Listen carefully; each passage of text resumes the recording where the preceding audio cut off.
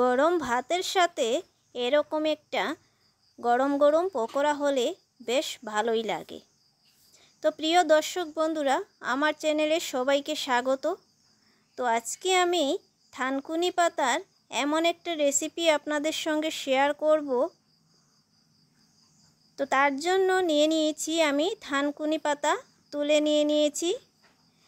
বর্ষাকালে থানকুনি পাতা ভিজে মাটিতে খুবই বেশি দেখা যায়, তাই আজকে আমি থানকুনি পাতার এমন একটা রেসিপি আপনাদের সঙ্গে শেয়ার করতে যাচ্ছি। তো তার জন্য আমি থানকুনি পাতাকে কেটে নিয়েছি, একদম ছোট ছোট করে কেটে নিয়েছি। তার মধ্যে দিয়ে দিলাম পেঁয়াজ কুচি, আদা কুচি আর দিয়ে দিলাম বেশ কয়েকটা লঙ্কা কুচি। এবার আমি চালের গুঁড়োকে পেস্ট করে নিয়েছি গ্রাইন্ডার দিয়ে, আর ওই চালের গুঁড়োটা দিয়ে দিলাম হলুদ গুঁড়ো,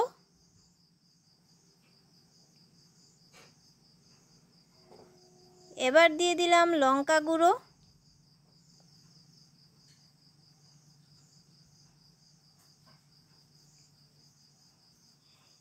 এবার দিয়ে দেব সামান্য পরিমাণে ধনে গুঁড়ো।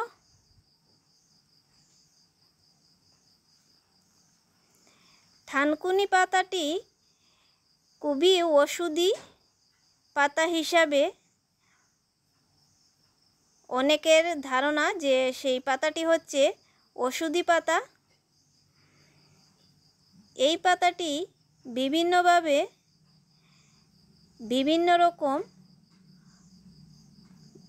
খেতে পারেন।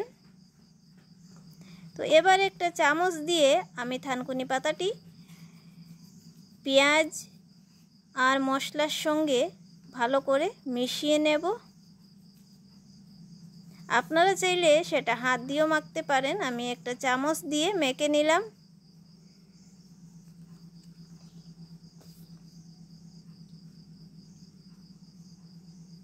তো চালের গুঁড়া সব কয়টি দিয়ে দিলাম, দিয়ে ভালো করে চামচ দিয়ে মেখে নেব।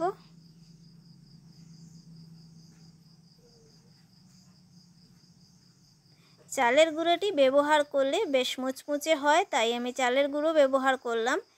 এদিকে কড়াইয়ে সাদা তেল গরম করে নিয়েছি, এবার একটা একটা করে দিয়ে দেব।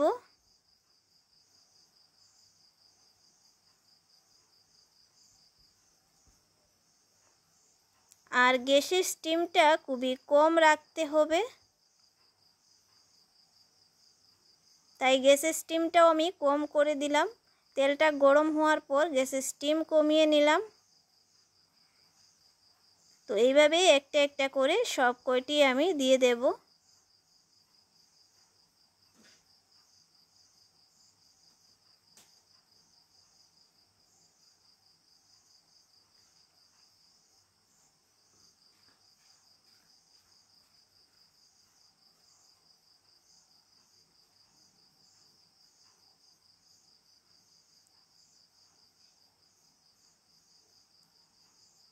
দিয়ে দিচ্ছি সব কয়টি। তো এবার ছেনির সাহায্যে উল্টিয়ে দিচ্ছি।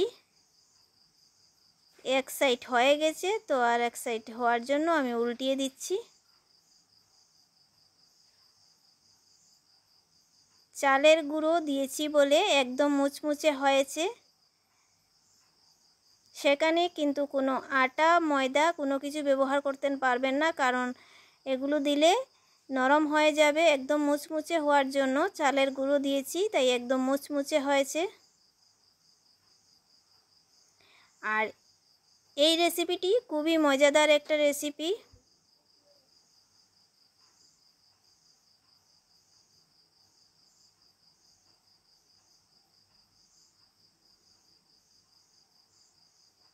তো এইভাবে সব কয়টি আমি উল্টিয়ে দেব।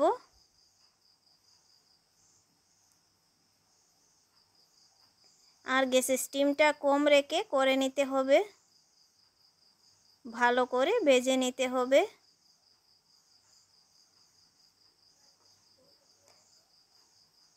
তো তৈরি হয়ে গেছে আমার থানকুনি পাতার পকোড়া রেসিপি। তো বন্ধুরা, কীরকম লাগলো আমার থানকুনি পাতার পকোড়া রেসিপি কমেন্ট করে জানাবে।